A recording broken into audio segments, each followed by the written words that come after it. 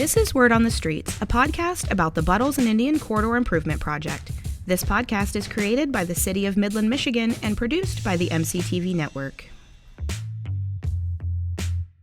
Welcome to Season 1, Episode 3 of Word on the Streets, a podcast about information, updates, and perspective on the Buttles and Indian Corridor Improvement Project in Midland, Michigan. I'm your host, Katie Geyer, here again with my co-host, Grant Merschel.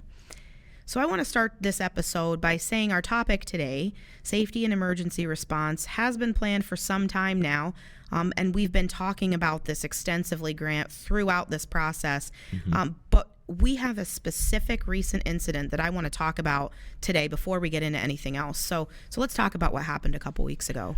Sure. So a couple of Fridays back, we actually had a rather dramatic crash that took place there. We have been able to review the police report ahead of today's podcast taping, and what we found was that there was a vehicle traveling on Jerome or Buttles coming into town, Jerome or M20 coming into town on Jerome that failed to stop at the red light, unfortunately striking a car that was traveling southeast on Buttles Street. When the cars both made contact, they did leave the roadway and unfortunately make contact with the new Pathfinder Commons apartments that are right there on the corner. So it was enough force by both vehicles to actually take the vehicles off the road. Thankfully, there's been boulders installed. My apologies. You wanted to say bollards. I know you did. Can't say that word anymore. It's true, but the boulders that were installed there did slow those vehicles enough, and it was a minor damage to that apartment complex. But unfortunately, it was enough force and, quite frankly, enough just a poor action by a driver to run that red light that did eventually cause damage to that property. Sure, and we've got some photos of this crash on the screen right now. If you are listening on audio only, you can view these photos on our podcast website, cityofmidlandmi.gov/corridors. And when you take a look at those photos, it's pretty miraculous that nobody was hurt from this accident. Very fortunate. Not only the people in those vehicles, but also anybody that's living in that apartment complex as well. I think it's important to point out, number one, it's never acceptable for vehicles to leave a roadway, period.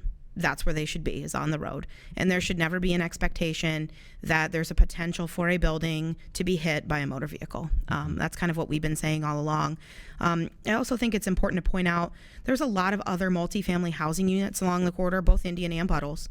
There's other single-family homes along this corridor. There's commercial buildings along this corridor. And there have been homes and businesses previously to Pathfinder Commons being located there on that very lot. Some of the things that we've heard before is the building is too close to the roadway, or that building shouldn't be there. Buildings have been there all along for, I'm talking, hundreds of years. So the addition of this building there has nothing to do with the cause of this accident. It's driver error, poor driving habits, failure to pay attention, and even possibly maybe a little bit of unsafe design in that intersection as well. And unfortunately for the people living there who are just living their lives, who are a part of this community, they are now also potential victims of a motor vehicle accident. No, you make some good points, Katie. And I think it's important to recognize that as part of this redesign process, we are going to address some of those safety concerns that are there that were designed. This is a very wide road, and it encourages very fast-paced driving through there. And this is also a downtown environment, and we've had a history in the city in that particular area for over 100 years where we've had people living in homes or in multiple family dwelling units, and we've had new interest of wanting to recreate those or change them to make them more modern and meet the needs of today's society. It's not a secret that people want to live downtown. And when you look at not only studies that the City of Midland has done or surveys that we've done, but if you look at just how desires and changes are happening across the nation, people want walkable urban environments. And so the city has been very keen on wanting to plan for that for a number of years. And that's why we have the DDA boundaries, for example, where they're at, which includes Indian Buttles. It's why we have the Downtown Northside Overlay Zoning District that regulates a different type of design in order to ensure that when we build in this area, we're not building suburban style developments, but we're building urban style developments, which are very different. And it's also important to recognize, too, that we're evolving and cities have to evolve. You have to continue to change, and you can't just build something and then have it stay there for thousands of years. You have to realize that as the world changes, you have to continue to invest and reinvest and continue to make modifications to meet the better needs and utilize the exact same footprint that you've had for decades or for over 100 years in order to reinvent yourself. Because if we continue to just sprawl out at the fringes, it's not a sustainable model. Right. That has been very, very proven through multitude of studies and bodies of research that have concluded it's very important to get new investment into the core. And so that's something, too, that I think we are continuing to encourage. It's certainly something we've had as a plan for the city for a couple of decades, and now we're seeing a lot of that start to materialize as people have made new investments, whether that's Pathfinder or it's buildings further down, new banks, new office buildings, other things like that. They're all intended to be that urban environment. And like you said, this is an urban environment where really I don't think we should have an expectation or and be okay with vehicles going off the road in any context, but especially in an urban environment. And that is something that I think is very important to point out, that this is downtown Midland, and just like it's downtown Sanford or it's downtown Coleman or name any other city across the country. In those downtown environments, people want cars to drive slowly. They want to be able to create new businesses, new housing opportunities, people that are going to live in the area so that they can patronize those businesses and build the economy. Yep. All of that is really contingent on having safe streets and safe places for people to move, and not only if you're a vehicle user, but if you're a pedestrian or a bicyclist or maybe even an e-scooter user. Yep, absolutely. So that's a great point, because we've talked about this at length before, and speed and safety in general. But I think it's important to point out, if you ask almost anyone on almost any street, anywhere, probably in the country, are people driving too fast down your road? What's the answer going to be? Usually the answer is yes. I feel that the cars are moving too fast. I don't like how fast people drive in front of my house. I don't like how fast people drive through our subdivision, is maybe another thing we've heard. Yep. We hear all the time, whether that's residential streets across the city or possibly even buildings, building owners or business owners. One particular area of concern is where Cambridge and South Saginaw are at in Center City. Mm-hmm. There's lots of businesses that have had connecting parking lots for decades. Right. But only until recently have they found themselves being so frustrated with how fast people drive through to connect between those two streets. And so we hear those types of concerns, and those are anecdotes. I mean, I will point that out. Mm-hmm, yep. In the community, we hear those anecdotes a lot, that we think people are driving too fast. But I think we have to be honest with that understanding and recognize that that's also something that traverses into main corridors across the community. Yep, absolutely. That was going to be my next point, actually, that we can all take ownership of the street in which we live, the subdivision in which we live. We should also the community in which we live. Absolutely. Mm-hmm. It extends out into the community in which we live, and those corridors are our streets. They belong to every single resident of this community. Mm-hmm. And we should have just as much care and just as much concern about the way vehicles and motorists are behaving within that corridor as they are on our own street. Mm-hmm. And the reason why I wanted to make that segue is I actually did a little experiment, because we all know I like to play around with all of our tools. So I went over to our GIS tool, which you can all access by going to cityofmidlandmi.gov/maps and clicking on Map My Midland. And I went to my property and I measured the distance from the physical street to the front door of my house, which is a really cool tool. You can measure all kinds of distance, and there's so much to do there. I can't even scratch the surface of what our GIS is capable of, but definitely check it out. So I measured from the front door of my house to the street, and that was about 44 feet. And I have a front deck, so it's probably more like maybe 40 feet from like the end of a structure on my property to the street. Then I used that same tool, and I went to this location where this accident occurred, and I measured the distance from the edge of the street on Buttles to the front door of that unit at Pathfinder Commons, so that general area outline of that building that was hit during this accident. And that distance was 43 feet. About 39 feet if you take some of those areas where the living quarters kind of juts out and out in front of where the front door is. So you think about that. 40 feet for my residential neighborhood street. I live in an older neighborhood just off the Buttles and Indian corridor, so I definitely have a vested stake and believe that is my roadway just as much as my own residential street. My house has been there about 100 years, and to my knowledge, the physical location of my house has never moved. So you think about my house 40 feet from a residential street, and then this Pathfinder Commons 40 to 43 feet distance from a roadway. That's no different. People are living just as far away from that roadway as I am from my roadway. But if a vehicle were to leave my street and hit my house, I feel like it would be a lot less acceptable than one leaving a major thoroughfare. And that's not okay. It's also important to remember, I think it's probably about 10 years ago now, maybe less, that there were homes that were sitting on that lot. That's not been a vacant property prior. And those homes were there for a long time, like we said before. And the setback was not much different. Maybe a couple extra feet, but that's it. But you think about what driving was like 30 years ago versus what it looks like today. And we're going to talk about that with Chief Ford and Chief Coughlin here in our next segment. So what is making people think that it's okay to have a more unsafe environment over the last 100 years? What do you think?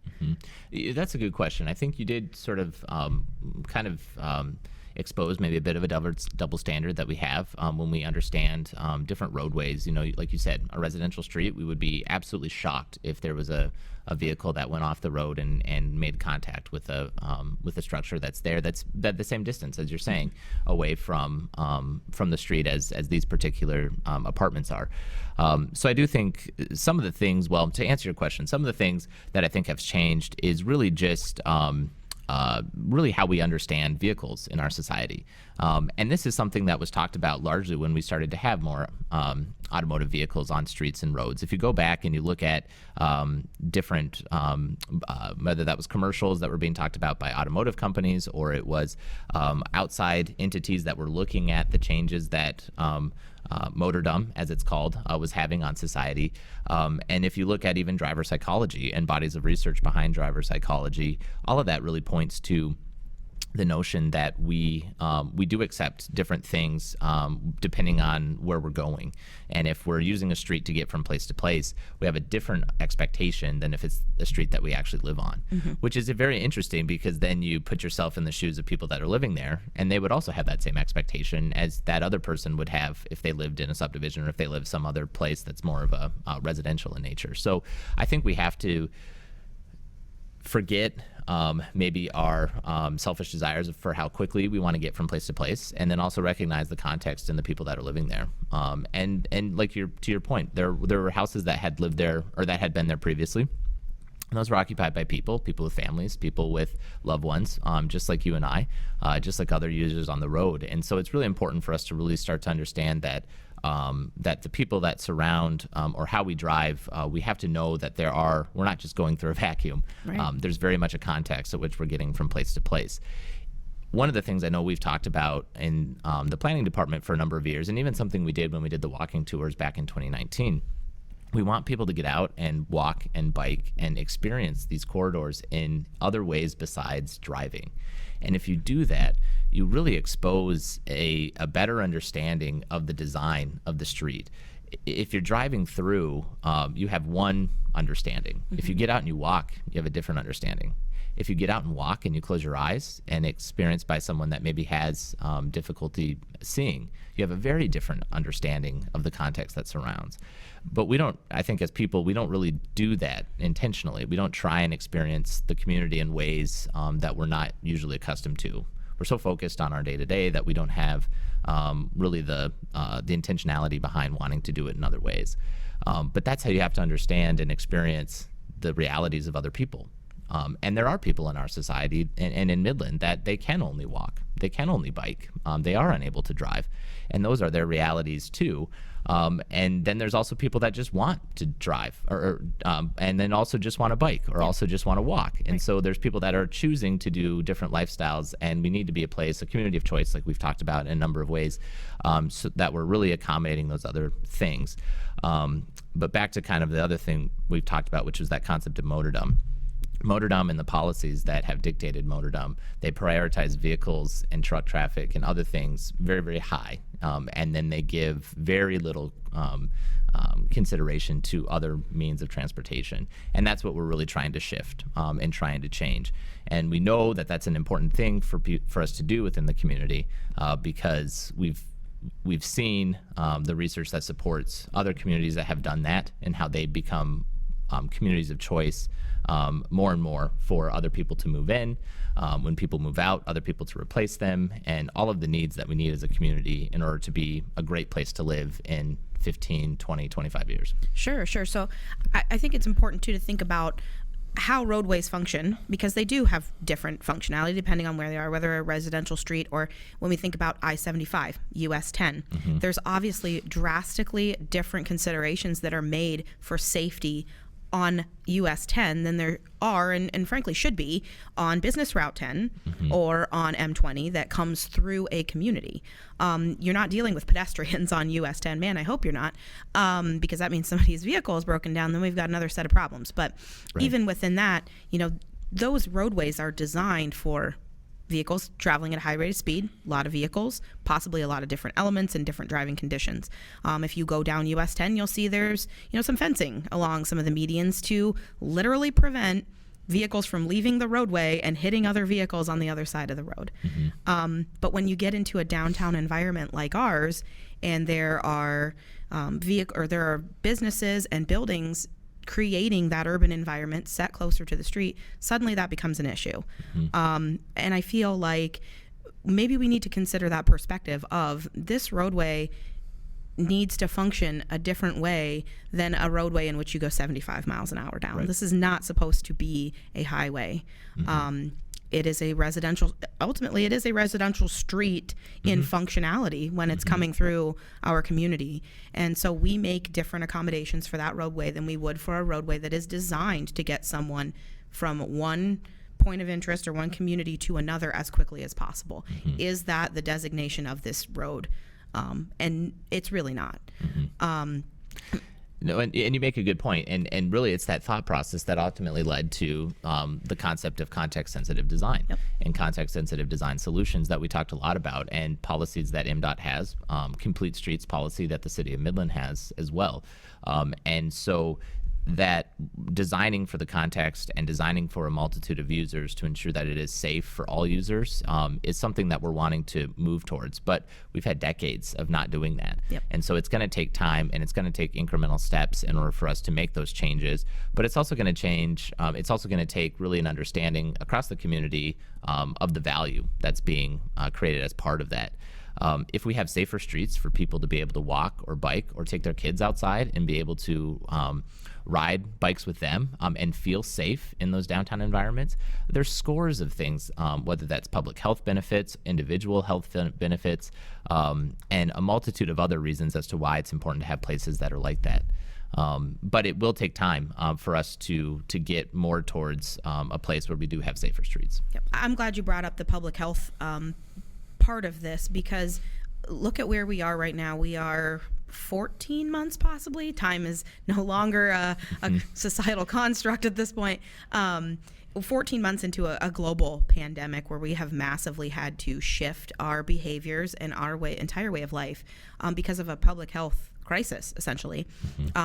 But when we look at the number of people, for example, that are killed nationwide, both pedestrians hit by motor vehicles and other motor vehicle users killed by motor vehicles or by poor driving habits or by something related to being in a vehicle, that's a pretty big public health crisis too. It's hundreds of thousands of people. And we don't treat that as a public health crisis. We treat that as a cost of doing business of driving a car. And is that the right approach? Well, that's a good question. And I think I can't really speak for the nation and the approach. But what I can say is that within the planning industry and the work that city planners have been doing, and certainly what you've been seeing from the Biden administration newly into office, but not even just Biden. I mean, other administrations as well have started to look at the safety of our streets, because you're right, there are thousands of Americans, sadly, that die each year in traffic crashes. And we've had fatalities even in the city of Midland over the last few years, whether that's people biking or car-to-car crashes as well. And it's true, we don't necessarily think of it as the same type of pandemic or epidemic status, and therefore we don't necessarily have the same kind of resources that we've gone to when it's come to something like the coronavirus. And not saying that I'd advocate for that type of change, but what I do think we have to understand is that the way we design streets and the way we design our communities, it matters for the things we want to see. Yeah. And I know we've talked in other conversations, you and I, not through the podcast, but just personally, or we've had this really question of, sometimes we'll have requests into the city where it'll say, we want to have a new sidewalk in this location. Yep. And a lot of times the default response is, well, there's no one that walks there, so we don't need to put a sidewalk in. We would never have that same response when it comes to roads. We would never say, oh, we shouldn't put a subdivision in roads there because no one drives there currently. And so it's interesting how we do seem to have a very different approach when it comes to facilitating pedestrian design in communities compared to automotive design. And I think we also have to recognize that if you build it, they will come. If you build spaces for people, people will show up. We took an old railroad right-of-way in our city, and we made it one of the most premier rail trails in the state. Yeah. It is used constantly by a multitude of people from not only Midland and people that live right by it, but people that drive from surrounding communities and other parts of the city, to people from all over the state that come and want to take that rail trail because of the quality that we've created. If you build it, they will come. Absolutely. Another great example of that was the pedestrian streets last year in downtown, where we did have a pandemic that forced outdoor dining, and in order to secure the longevity of those restaurants in particular, but also retail stores and others in downtown, we were able to create more space for them on the streets. And what did we get? The vast majority of time, especially when people were largely out of work and wanted to come down at times to recreate in the evenings and on weekends, we got lots of people that were down there, still socially distancing and making sure that that was all being taken care of. But it proves again that if you build it, they will come. They will come and utilize the spaces. And that's something that we just have to think about as we design this roadway going forward, but as we design other roadways in the city.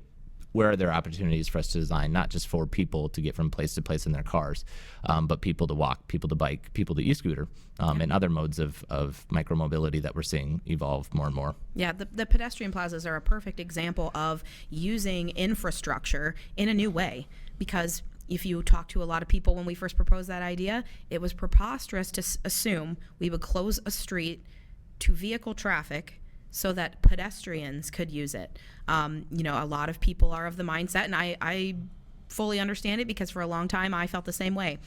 Streets are for cars, and people should not be on streets. But when you start to think about what that means for a community to allow your roadways to really be diverse, inclusive, and equitable for everyone, which I know are the buzzwords in our community right now, but it's true. When you allow people to utilize your infrastructure, because ultimately people are the ones that are A, paying for that infrastructure, and B, using it, whether it's in a vehicle, walking, biking, scootering, whatever you're choosing to do. Yep. That infrastructure should function equally for everyone. It's true. And there's so much opportunity just to increase livability across the city by being able to rethink how we dedicate our largest public space. I mean, we talk a lot about how we have massive amounts of park acreage in the city. Right, yeah. If you total up the number of acres that we have in simply just street right-of-way, it's huge. And we don't often think about the opportunities to create livability in ways that are different than how we've always done it. And one thing we've seen more and more over the last couple of decades is the streets that maybe were a little bit more safe in the 90s or the 1980s because people drove a little bit slower. They maybe didn't have as many distractions. They didn't have cell phones or other handheld devices. That's really shifted, and we don't have that same type of safety or that understanding or that reality within a lot of our neighborhoods.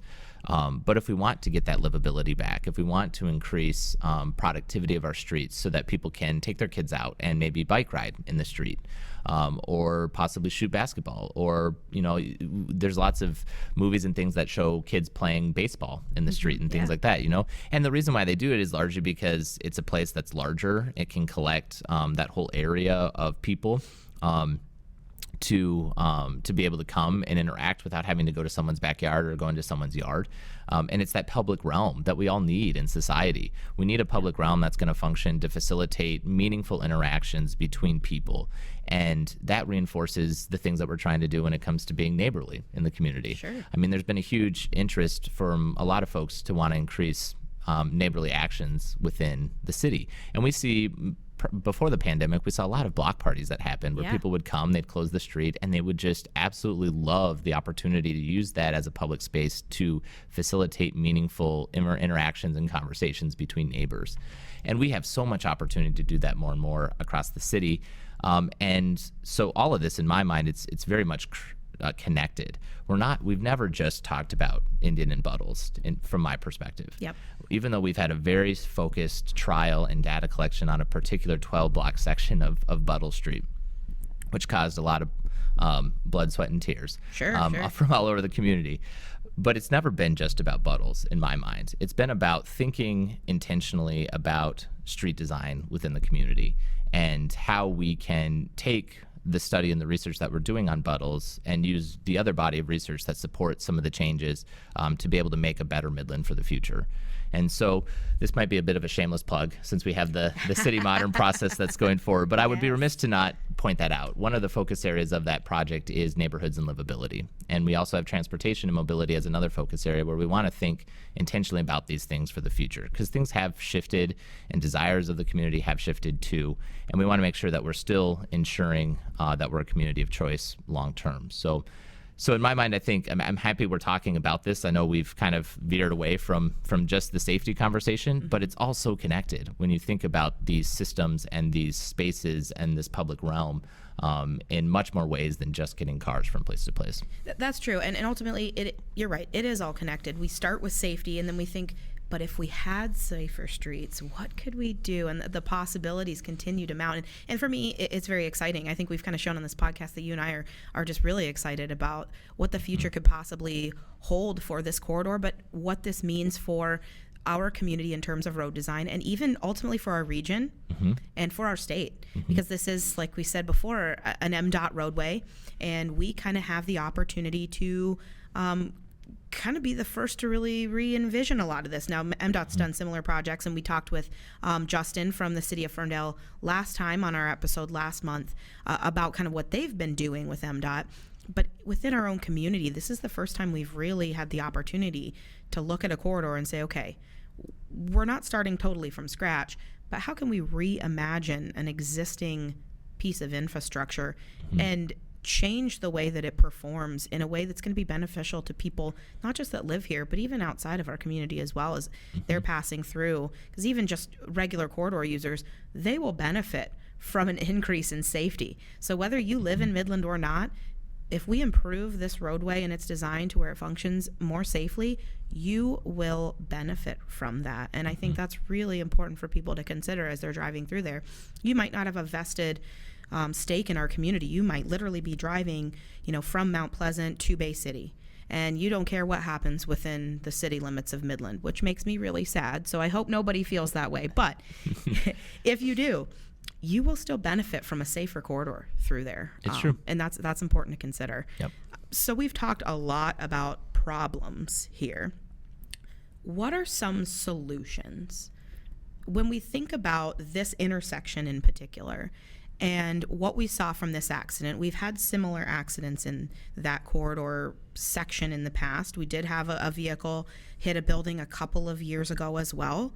What are some of the solutions that could potentially be used to help mitigate some of these poor driving habits, or maybe some of these catastrophic, essentially failures of the roadway to where vehicles are leaving them?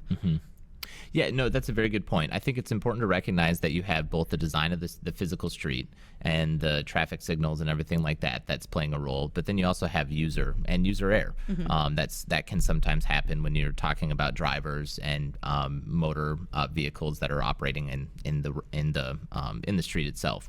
So I think it's important to know that we do have sort of two fronts. We can talk about more driver education, which is why we do things like this podcast, which is really to try and get people to think a little bit differently about their day-to-day.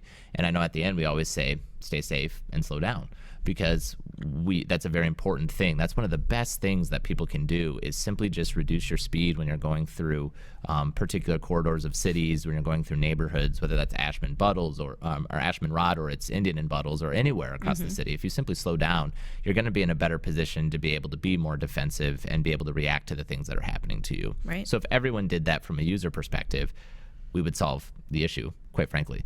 Now, whether that's realistic is kind of questionable. Right. But at the same time, we should talk about that. It should be okay to talk about that in society, to say, hey, as drivers, as Michigan drivers, we need to slow down categorically, and that will help some of our issues.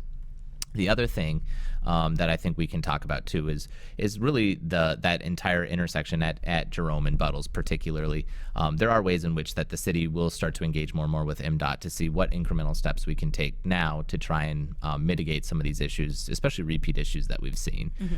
We've also seen some other steps that have been taken by the property owner by putting additional boulders there to try and create more of a barrier. If you go back on Google Street View and you see the houses that used to be there, there was a nice thick mace, kind of a field stone wall that was put along there. I have no idea the reasons for it, but it probably functioned to keep cars that came off the road pretty well, to not go into that house that used to be there.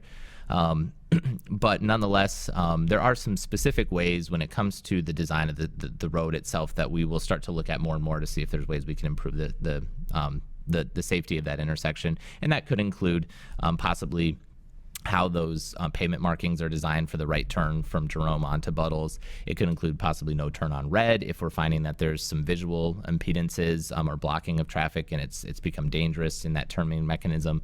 All of those I know have to have warrants and things through the design review process, but it's important to also push, I think, for some of those changes that we could do now. We don't have to wait for a full redesign in order to make some safety improvements today. And that, I think, is something that city staff is well aware of. Perfect. Well, I know I look forward to seeing some discussion about how we can improve that intersection as well as the entire corridor, and definitely looking forward to seeing some design in the coming months and how that's going to incorporate the way that this road functions.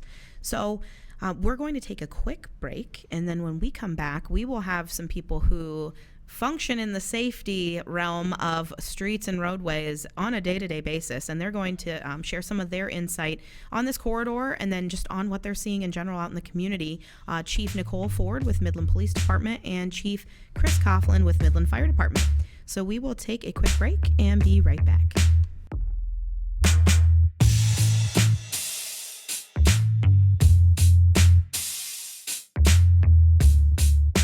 Well, welcome back. I mentioned earlier that the focus of this episode is going to be on safety and emergency response. So this discussion is fitting perfectly into our next segment here. I'm pleased to welcome two dedicated public servants to our podcast, both of whom have unique perspectives on road design and safety in their own roles. Joining us, we have Midland Fire Department Chief Chris Coughlin and Midland Police Chief Nicole Ford. A little background on our guests. Chief Coughlin brings several decades of experience in emergency response to this discussion. He joined MFD in 2002 and was promoted to chief in 2012. Chief Ford was hired as our new chief of police in February 2020 after having served in a variety of law enforcement roles in Michigan for the past 20 plus years. So welcome, chiefs, to Word on the Streets. Thank you for having us. Of course. Thank you so much for joining us today. We're really happy to have you. And of course, talking about the road diet project in Indian and Buttles Street in particular, throughout this whole project, we heard a lot about safety concerns and even emergency response capabilities with Buttles Street going from 3 to 2 lanes. And so much of our discussion today will focus on those topics. I know we've got plenty of questions of our own, plus some that we've heard from residents and corridor users throughout the trial study. So we're pretty excited to hear your takes on both of these, or on all these questions today. So Chief Ford, let's start with you. And talking about safety, which is obviously a critical focus of this entire project, but we really want to talk about safety across all streets and roadways within the city limits. So today, what are some of the top factors you're seeing contribute to vehicle crashes in our community overall? More often than not, they are involving operator error. So the drivers are not stopping for signals or stop signs. And we're seeing an increase in distracted driving, be it GPS, cell phones, their own car electronics. But more often than not, anything that we're seeing has to do with usually a driver error. Is this something that's contributing to accidents within the Buttles corridor, or is this pretty much widespread throughout the community? It's definitely still present in the Buttles corridor, but it's pretty much widespread throughout any of our major intersections where we're seeing accidents. Sure. I know there's a lot of traffic, obviously, within this corridor, so definitely a higher propensity for something like that. So, Chief Coughlin, let's bring you into this. While we're talking about accidents, MFD responds to motor vehicle accidents, and typically we're the first on-scene medical responder a lot of the time. Can you walk us through kind of what that looks like when we're responding to a major accident in a thoroughfare like Buttles? When we respond to a motor vehicle accident, generally for us it's an unknown accident. And if it's an unknown, we respond lights and siren. We would typically pull up to the corner before pulling out onto the street, such as Buttles, lights and siren on, and wait for traffic to yield before we pull ahead. Once we're on that street, if the accident happened to be on Buttles, for instance, we would park to protect behind the vehicles involved, which means that we would continue to leave our lights on, possibly park at an angle so that traffic approaching from behind would not impact any of our rescue workers working it or the police officers working it as well.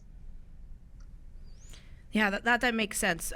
One of the reasons why I asked is we heard a lot from motorists during definitely the trial period that they were concerned that emergency response vehicles would not be able to get through the Buttles corridor or respond to emergencies even in the corridor if the road was only 2 lanes. So how does redesigning Buttles as a 2-lane profile change how you would approach an accident or even passing through there, or does it change it at all? During the road diet process, it really had very little impact on how we operated. As I said, we pull up to the corner, the traffic yields, and we advance into the street. And 2 lanes, we typically have 2 lanes in many other areas of the city, and it's never been a problem. Perfect.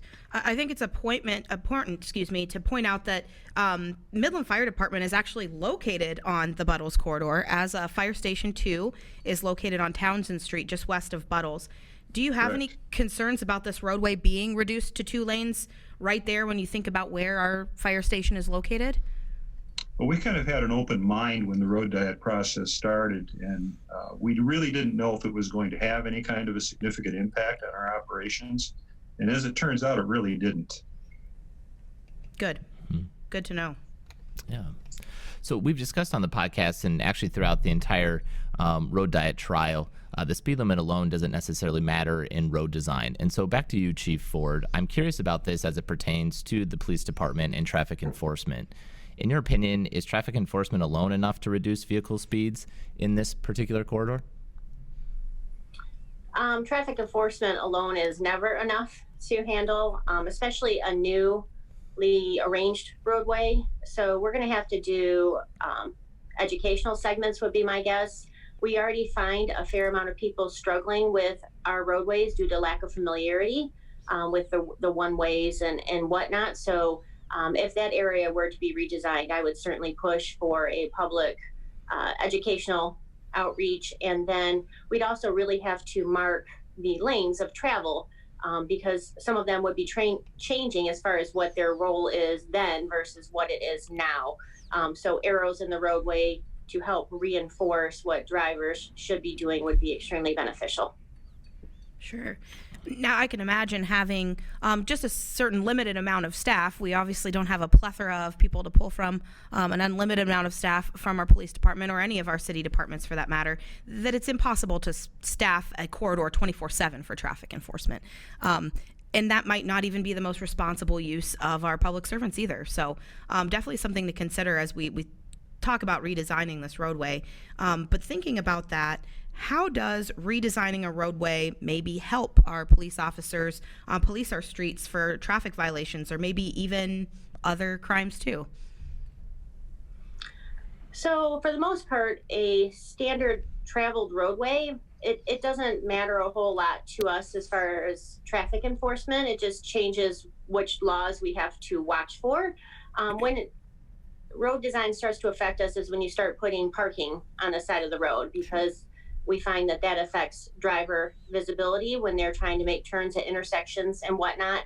And then it also makes it more challenging as officers are checking the area for possible crime, that it cuts down their visibility to the businesses beyond the parking. But just a straight traveled roadway, it doesn't really matter to us if it's 2 or 3 lanes.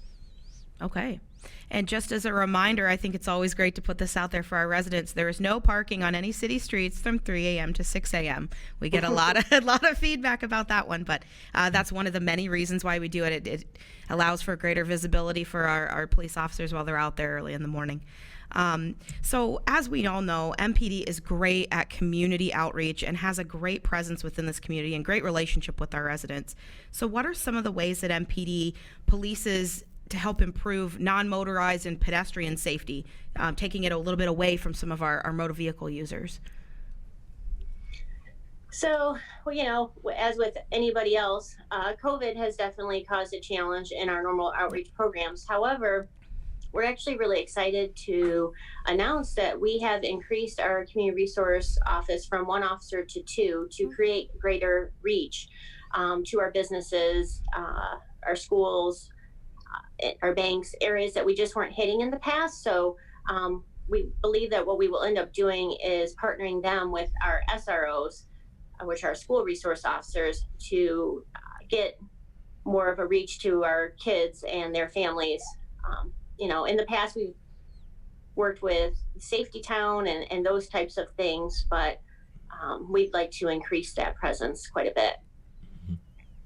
I'm happy to hear that, Chief, because I think sometimes one of the things we hear a lot is, well, bicyclists or maybe new e-scooter users or other things like that, they don't necessarily know what laws they need to follow or have never had formal type of training. We don't go through driver's training to get a bicycle license, if you will. So a lot of times I think people are just left to whatever maybe a mentor or a parent had taught them, and that evolves really as time goes on. So hearing you talk a little bit more about those opportunities, there certainly is ways in which we can increase that awareness across the city for sure. Yep, I love seeing the kids getting caught doing the right thing and wearing a helmet and practicing bicycle laws. I know we do that a lot over the summer, maybe not last summer because of COVID, but seeing our SROs in the summer out there on a bicycle just making connections and enforcing that biking is a perfectly safe and great way to get out there, get some exercise, and also take yourself where you need to go. So I always love those little cute videos and photos because it seems like it really resonates with the community too. For sure. The SROs really enjoy that time, and especially now as our downtown is starting to become a little more populated, a little bit more pedestrian filled. We have the e-scooters, so we had to re-educate our own staff as far as which laws would apply to them. So we're just trying to keep everybody in the loop with the changes we have coming so we can do the best job that we can. Sure. So shifting a little bit from maybe some of the smaller users, whether that's children or people on e-scooters, certainly those that are just in total size very, very small, but moving a little bit more towards overall road design. And Chief Coughlin, I'm going to jump back to you on this particular question. Because what we've seen a lot in other municipalities, possibly, or especially those overseas, is emergency service equipment trying to right size in order to match the size of the road infrastructure itself. So having vehicles that would be able to traverse down commonly sized streets within a community. Is that something that the Midland Fire Department's been looking at in the last couple of years? Not really, and there are several reasons for that. One is that we are a limited staff department, and we fill a number of functions, including rescue with medical capabilities, fire suppression, hazmat, technical rescue, extrication. All of the equipment that is associated with those disciplines has to be carried on our vehicles. So it's very difficult to downsize, if you will, which is what you would be doing, and carry everything that you actually need to the scene or may need to the scene. And we don't have the additional resources to call in behind us to dedicate to more than one incident most of the time. The other factor that you need to consider is that in this country, we design roads and city streets to accommodate the vehicles that we have, including fire apparatus including refuse trucks, including dial-a-ride buses. And when planning for those things occurs, especially within the City of Midland, the fire department is involved in implementing those standards and in the plan reviews. And we actually look at street widths. We look at the type of curb. If it's a rolled curb, for instance, it's easier for us to come up on it if we have to get around a vehicle that's parked on the other side of a small street. We look at the turning radii if it's a cul-de-sac at the end of the street to ensure that we can actually make the turns.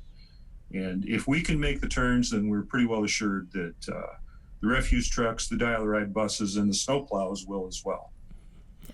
Yeah, that's a good point. Kind of into an idea that I was thinking of as we were talking.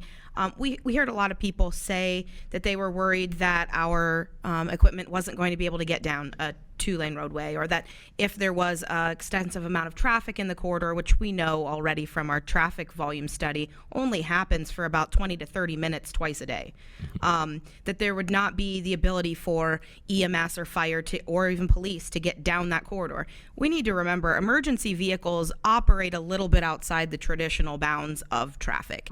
If we have to close the road so that a fire truck can go the wrong way down Buttles to get to an accident, I mean, correct me if I'm wrong, but I think we would probably do that if we had to in order to make an emergency a priority. That was a lot of the things that we heard from motorists throughout this trial that they were very concerned about. And I think it's just important to keep in mind that at the end of the day, we're going to do what we need to do to make sure that emergencies are satisfied in a quick timeline. And we have very capable staff, as I think we've definitely demonstrated today, that know what they're doing and are able to meet the needs of our community, regardless of whether there's an extra lane of travel for people to get over.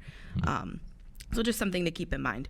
So thinking about, go ahead. What you said is all correct, and we would go the wrong way down a one-way street if the street were closed and we knew it were closed. Yeah. That wouldn't be an issue for us. But I want to go back to what we were talking about just for a moment with right-sizing vehicles. Grant, you mentioned overseas, Europe, it's fairly common, but one of the reasons it's fairly common in Europe is because the streets there have existed for centuries. And they were designed and built back in the time when people were probably taking ox carts down the street. So in many cases, they have no choice. They have to build the apparatus to whatever the street will accommodate. We're fortunate in this country that other than a few cities on the East Coast and a couple on the West Coast, we don't have those issues. Right. No, that's a very good point. And certainly the context and the overall history plays a huge factor in that. Equally so, I think, too, as things have gotten bigger and certainly as the average vehicle size, personal vehicle size has certainly increased, especially in the last few decades. It means more infrastructure, more things that we need to pay for long term. So there's certainly a balance with all of that. But Chief, you're absolutely correct. It's important to recognize that because we have these emergency vehicles or we have other public service vehicles, we need to have the roads that are designed to properly accommodate them, as opposed to trying to diet them all the way down and make them unusable for sure. Sure. So with that in mind now, thinking about how each of your departments uses and serves this corridor, what are some of the elements from each of you that you hope to see in this design as we get through the design process? Chief Ford, let's start with you. I would hope for some really clear markings for both the pedestrians, maybe some of the electronic signs. I think anytime you redesign an area, any clue that you can give to people as to what they're supposed to be doing either while they're walking or driving is extremely beneficial. We normally operate at such a level of distraction on a good day for all of us as we multitask through this world that if we can draw their eye to signage and markings, it will help decrease some of the incidents in that area for sure. Sure. Okay, Chief Coughlin, what about you? I would echo what Chief Ford said, and I would also add that we do have some areas where it would be very beneficial to have turning lanes installed. Yep, absolutely. I know when we looked at those preliminary designs, there are a few intersections in particular. I think Cronquoy is one to accommodate the Poseyville Road Bridge traffic, and a few others that there will be some additional turn lanes and then maybe some wider turn radiuses as well. So hopefully we'll have a design to talk about soon. I know we keep saying that, but as we've said several times, things like this, especially large-scale projects, take so long to get the design correct. So hopefully in a couple months or so, we will have some concrete plans to talk about and get some public input on. So with that in mind, I want to thank both of you for coming today. We have appreciated obviously everything you do within the community, but also your work on this project, because I know both MPD and the fire department were heavily involved in the front end of this, and not only serving during the trial, but being involved in the staff reviews of this this entire process. So thank you very much for everything that you've done, for taking your time today to be with us, and of course for your very important roles in the community. We really appreciate it, and we look forward to seeing more great things in the future. Thanks for having us. Thank you very much, both of you. Yes. Thank you both. So that's all for this installment, but we will be back next month with another episode and more updates on the Buttles and Indian Corridor Improvement Project. See you soon, and slow down. This has been Word on the Streets, a podcast created by the City of Midland, Michigan, and produced by the MCTV Network. For more information on this podcast or to learn more about the Buttles and Indian Corridor Improvement Project, visit cityofmidlandmi.gov/corridors.